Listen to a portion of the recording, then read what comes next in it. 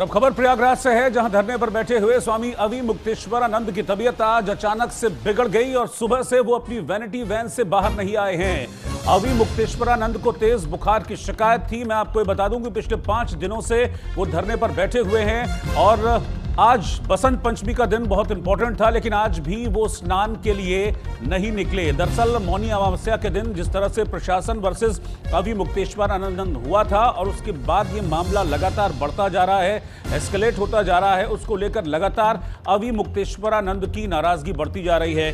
दो नोटिस प्रयागराज प्रशासन की तरफ से थमाए जा चुके हैं अविमुक्तेश्वरानंद को, जिसके बाद उन्होंने कहा था कि जब तक नोटिस वापस नहीं लेंगे, जब तक माफी नहीं मांगेगा प्रशासन, मैं धरना खत्म नहीं करूंगा, धरने पर बैठूंगा और बसंत पंचमी के स्नान पर भी नहीं जाऊंगा।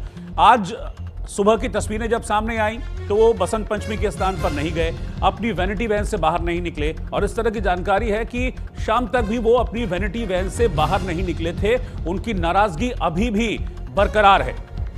देखिए हमारे संवाददाता की रिपोर्ट मैं आपको मौके से दिखा रहा हूं।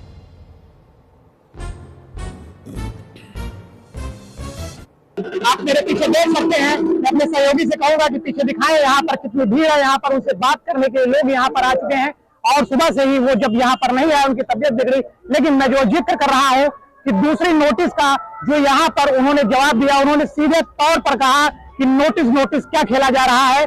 और यहाँ पर हमें जब स्नान, मौनी अमावस्या का स्नान मेरा अधूरा रह गया तो मैं आज बसंत पंचमी का स्नान आखिरकार क्यों करूं, ये अपने आप में एक बड़ा सवाल है। महाराज जी की तबीयत यहाँ पर बिगड़ी, लेकिन अभी कुछ देर बाद वो यहाँ पर आकर के लोगों से बात कर रहे हैं।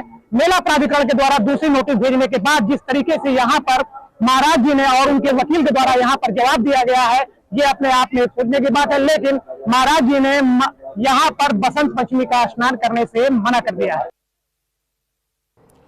तो आज तबीयत बिगड़ी रही स्वामी अविमुक्तेश्वरानंद की, लेकिन बात भी अभी तक सुलझी नहीं है, बात भी अभी तक बनी नहीं है, बात भी बिगड़ी हुई है। क्योंकि 18 तारीख को जब मौनी अमावस्या के स्नान के लिए पहुंचे थे उस दिन अविमुक्तेश्वरानंद वर्सेस पुलिस जो हुआ, उसके बाद से नाराजगी लगातार उनकी बढ़ती जा रही है। और अब इस नाराजगी के बढ़ने के साथ साथ आप समझिए कि संत समाज भी दो फाड़ हो गया है। कुछ लोग ऐसे हैं जो अविमुक्तेश्वरानंद के पक्ष में हैं, उनके पक्ष में देश भर में जगह जगह प्रदर्शन कर रहे हैं। तो कुछ लोग ये कह रहे हैं कि अविमुक्तेश्वरानंद अगर उस दिन 40-50 मीटर चलकर चले जाते, स्नान कर लेते तो इतना विवाद होता ही नहीं। और उसके साथ साथ विवाद शंकराचार्य को लेकर भी खड़ा हो रहा है। अविमुक्तेश्वरानंद ये कहते हैं कि किसी को यह सवाल पूछने का हक नहीं है कि शंकराचार्य कौन सही है कौन गलत है। उधर प्रशासन नोटिस पर नोटिस दे रहा है और पूछ रहा है कि आप खुद को शंकराचार्य कैसे कहते हैं। क्या डेवलपमेंट इस पूरे मामले में अब तक रही है और कैसे अविमुक्तेश्वरानंद का जो एपिसोड है वो संत वर्सेस संत हो गया है, देखिए तो बात सुनते हैं।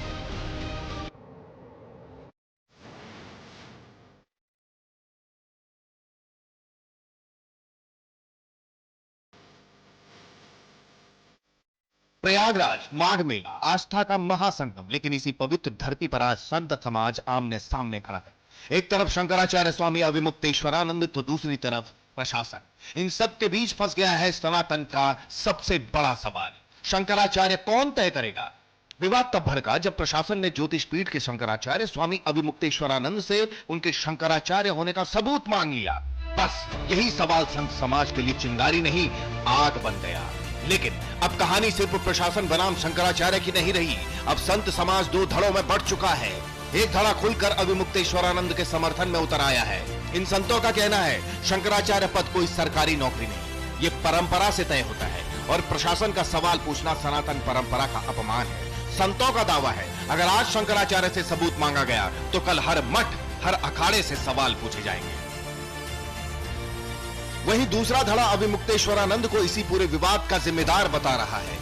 इन संतों का कहना है शंकराचार्य पद को लेकर पहले भी विवाद रहे हैं और अविमुक्तेश्वरानंद ने मामले को जरूरत से ज्यादा राजनीतिक रंग दे दिया है। उनका आरोप धरना, बयानबाजी और टकराव सनातन की मर्यादा के खिलाफ है। ब्राह्मणों का, साधुओं का, यतियों का गंगा स्नान करने से रोका गया, आचार्य जी को रोका गया, शंकराचार्य जी को रोका गया और पटुक ब्राह्मणों को, छोटे छोटे विद्यार्थी थे, साधु भी थे उसमें, उनको रोका गया, उनको घसीट करके उनको दंड दिया गया। तो ये प्रशासन का अहंकार, ये सत्ता हमेशा नहीं रहती है। नहीं, अन्याय उनके साथ नहीं हुआ, उन्होंने अन्याय किया है। नियम ये होता है कि हम लोग भी, मैं तो जगत गुरु हूँ, वो तो अभी जगत गुरु भी नहीं है। नियम ये है कि गंगा तक रथ से नहीं जाया जाता। जब पुलिस ने रोका था उनको, कहा मत जाइए, हम लोग स्वयं संगम में पैदल जाते हैं, तो अन्याय उन्होंने किया। वहीं सीएम योगी और अविमुक्तेश्वरानंद के बीच धर्म युद्ध छिड़ गया है। जहां एक तरफ अविमुक्तेश्वरानंद ने सीएम योगी को औरंगजेब कहा, वहीं दूसरी ओर सीएम योगी आदित्यनाथ ने कहा कि ऐसे तमाम कालनेमी होंगे जो धर्म की आड़ में सनातन धर्म को कमजोर करने की साजिश रच रहे होंगे। यही योगी जिसको आप लोग साधु संत कहते हो, हम तो हुमायूं का बेटा अकबर कहते हैं, हम तो औरंगजेब कहते हैं, ये नहीं है हिंदू कहने के लायक।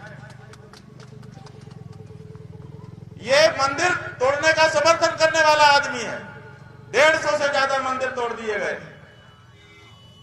एक शब्द नहीं निकला इसके मुंह से, इसलिए कि इसकी मुख्यमंत्री की गद्दी ना चली जाए। मुख्यमंत्री की गद्दी को महत्वपूर्ण समझने वाला पौराणिक मूर्तियों के सामने क्या हिंदू हो सकता है? वो सत्ता लुलूप है, वो हिंदू नहीं है।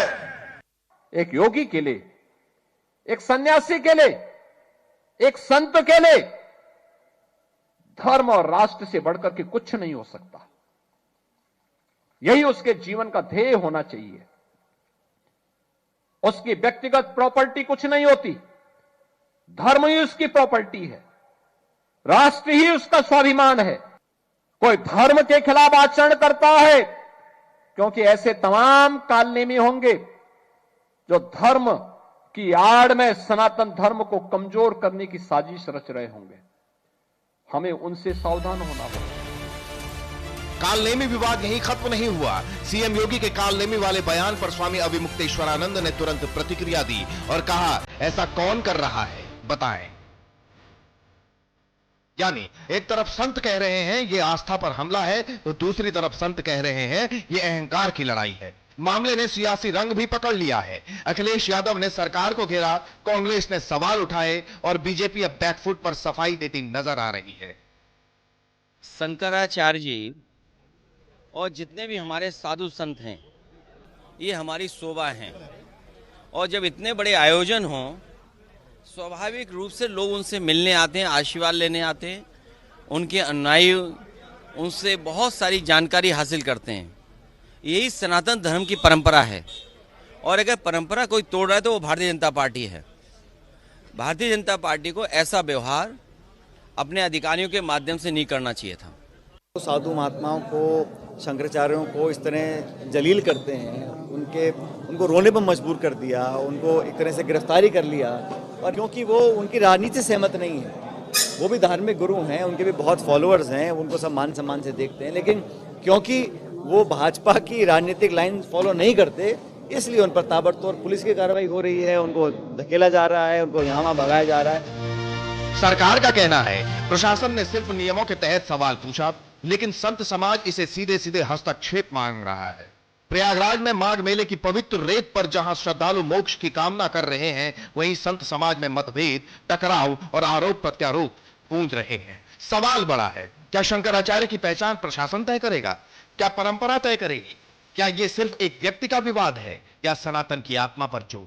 फिलहाल प्रयागराज में आस्था भी आमने सामने है और संत समाज भी। Bureau report, news India.